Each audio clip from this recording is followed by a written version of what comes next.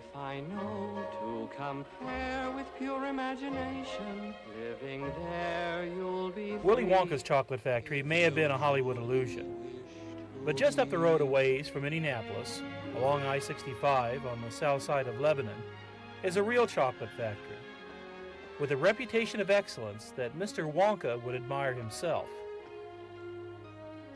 Donaldson's Finer Chocolates have been an Indiana institution since 1966, when George started the business with his wife. Since then, it has grown into a Hoosier tradition, known worldwide.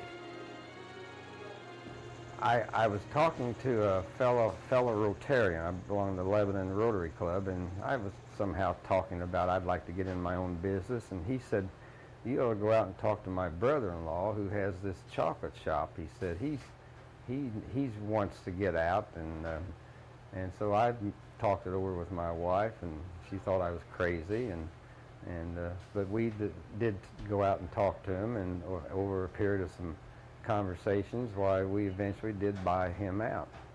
Our main line is assorted flavors of buttercreams.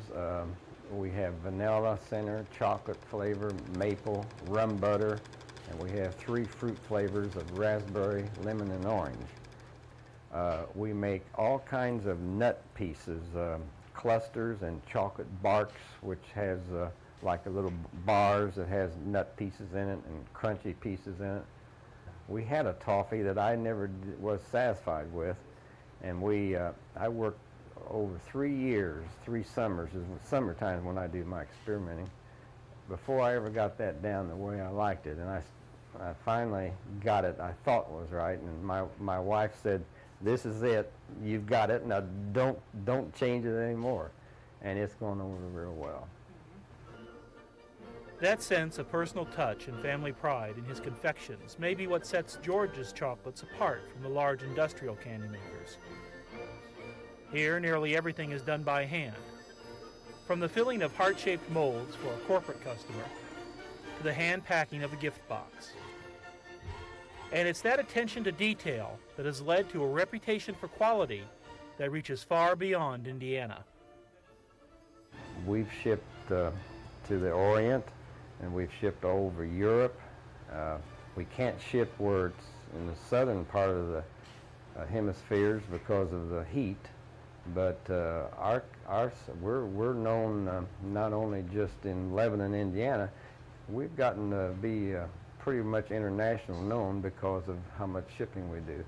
Still, we just get people who walk in and buy.